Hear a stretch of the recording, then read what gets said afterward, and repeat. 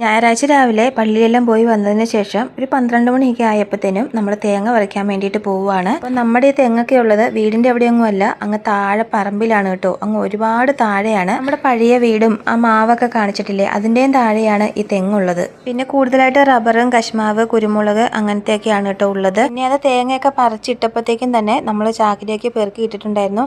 കാരണം എങ്ങോട്ടെങ്കിലുമൊക്കെ തെറിച്ചു പോയാൽ പിന്നെ കാണാൻ പറ്റത്തില്ലല്ലോ, അതുകൊണ്ട്. അപ്പോൾ ഇവിടുന്ന് നമ്മൾ ചാക്കിലാക്കുന്ന തേങ്ങയൊക്കെ നമ്മൾ താഴെ വീട്ടിലോട്ടാണ് കൊണ്ടുവന്നത്. താഴെ ഒരു വീട്ടിൽ കൊണ്ട് വെച്ചിട്ട് അവിടുന്ന് കാറിന് കൊണ്ടുവരുവാണ് കേട്ടോ ചെയ്യുന്നത്. കാറിന് വരുമ്പോൾ നമ്മൾ കുറച്ചും കൂടെ കറങ്ങി വന്നിട്ടാണ് കേട്ടോ ഈ തേങ്ങ എടുത്ത് പോകുന്നത്. അങ്ങനെ തേങ്ങയെല്ലാം കൂടെ ചാക്കിലാക്കിയിട്ട് അവിടേക്ക് കൊണ്ട് വെച്ചിട്ടുണ്ട് മുറ്റത്ത്. നമ്മുടെ കൊക്കോക്കയിൽ നിറച്ചും കൊക്കോക്ക ഉണ്ടായി കിടപ്പുന്നുണ്ട് കേട്ടോ. അപ്പോൾ ഇത് ലാസ്റ്റ് തെങ്ങിലാണ് തേങ്ങ പറിച്ചുകൊണ്ടിരിക്കുന്നത്. അപ്പോൾ തേങ്ങ പറിക്കുന്ന സമയത്ത് കുറച്ച് കരിക്കും കൂടെ പറിച്ചിടണേന്ന് പറഞ്ഞപ്പോൾ അപ്പച്ചൻ ചേട്ടൻ ഒരു 2-3 കരിക്ക് അല്ല 6 കരിക്കും കൂടെ പറിച്ചിട്ടിട്ടുണ്ടായിരുന്നു. അങ്ങനെ ഇവിടുത്തെ തേങ്ങയൊക്കെ എടുത്ത് വെച്ചതിന് ശേഷം പിന്നെ നമ്മുടെ പഴയ വീടിൻ്റെ അവിടെയുള്ള ആ തേങ്ങയാണ് കേട്ടോ എടുക്കുന്നത്.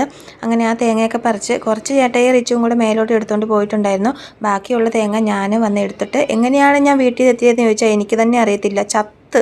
അങ്ങനെ തേങ്ങയൊക്കെ ഞാൻ ആ മുറ്റത്തോട്ട് ഇട്ടതിന് ശേഷം ഞാൻ അവിടേക്ക് വന്ന് പടഞ്ഞങ്ങ് ഇരുന്ന് കേട്ടോ. കാരണം ഞാൻ അത്രയ്ക്കും അടുത്ത് പോയിട്ടുണ്ടായിരുന്നു. നട്ടുച്ച സമയമായിരുന്നു, പൊരിഞ്ഞ വെയിലും. പിന്നെ ഒരു ഫ്രഷ് ലൈം അടിച്ച് ഏട്ടായിക്കും അപ്പച്ചൻ ചേട്ടനും കൂടെ കൊടുത്തു. അത് കഴിഞ്ഞിട്ട് ഏട്ടായി അതാ കരിക്ക് വന്നിട്ട് പൊട്ടിച്ച് കുടിക്കുവാണ് കേട്ടോ.